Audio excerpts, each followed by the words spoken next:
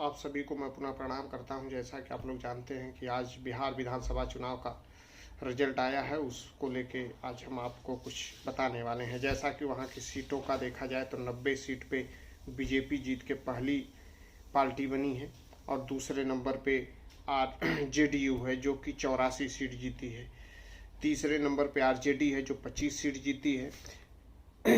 LJP Ramvilas जो है वो 18 और बाकी छोटी छोटी पार्टियां जीती हैं, जिसमें कांग्रेस भी 4 सीट जीती है 243 की विधानसभा चुनाव में। जैसा कि आप लोग जानते हैं कि इस विधानसभा चुनाव में भाजपा का प्रचंड परफॉर्मेंस का एक सबसे बड़ा जो कारण है, एक और भी कारण है कि सन 2020 में जिस तरह से एनडीए गठबंधन सिमटा था, एनडीए गठबंधन सन 2020 के चुनाव में जिस तरह से सिमटा था, इसमें उभरा है। उसका सबसे बड़ा कारण है कि भूमि ब्राह्मण एकता मंच के राष्ट्रीय अध्यक्ष और संयोजक आशुतोष कुमार जी को जस्ट विधानसभा चुनाव से पहले भारतीय जनता पार्टी ज्वाइन कराई गई। हालांकि उन्हें टिकट नहीं दिया गया, लेकिन इसका श्रेय जो इन सीटों का मार्जिन बढ़ा है, इस श्रवणों के बड़े नेता के तौर पे जाने जाते हैं और इसी कारण से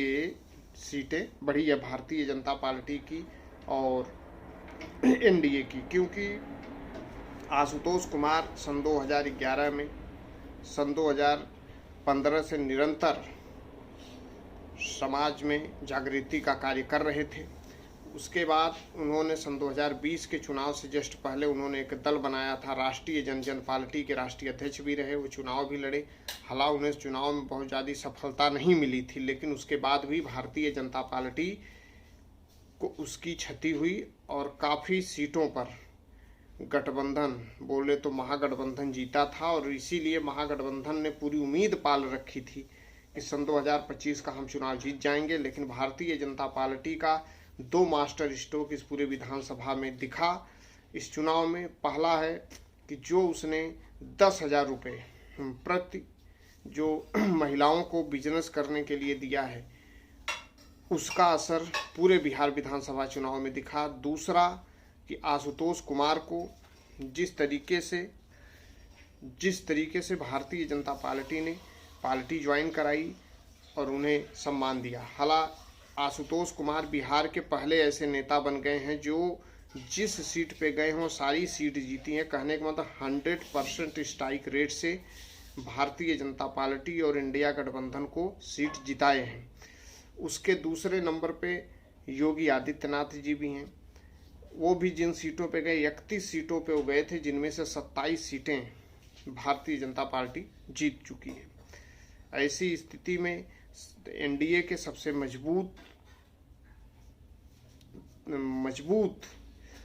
और दृढ़ संकल्पीय नेता के तौर पे आशुतोष कुमार जी को देखा जा सकता है। क्योंकि 2 विधानसभा का हम आपको जिक्र करें तो आप समझ सकते हैं, क्योंकि सन 2010 में जो स्थिति थी, अगर सन 2025 में वो स्थिति हुई है, क्योंकि 10 के बाद से जिस तरह से श्रवण समाज को और आरक्षण को लेके आशुतोष कुमार जी निरंतर आक्रामक रहते थे, उससे देखते हुए निरंतर श्रवण वोट कहीं ना कहीं भाजपा और एनडीए गठबंधन से छिटक रहा था। लेकिन सन 2025 में भाजपा को ऐसा महसूस हुआ कि आशुतोष कुमार को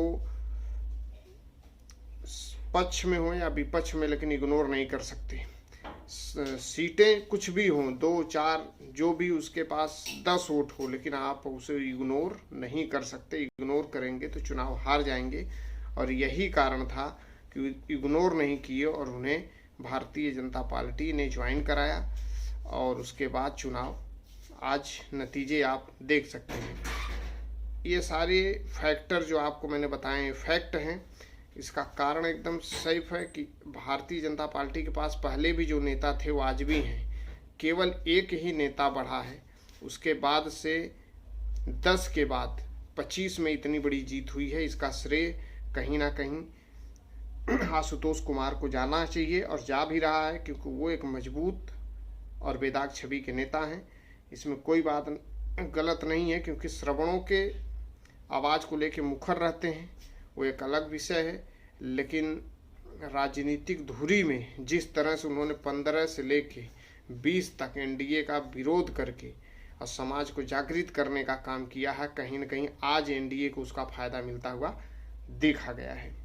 आप सभी को मैं प्रणाम करता हूं। हमारी जानकारी कैसी लगी आप लोग जरूर हमें कमेंट करके दीजिए और ज़्यादा से ज़्यादा शेयर कीजिए। हमारा यूट्यूब चैनल है संदीप राय पूर्वांचल। धन्यवाद।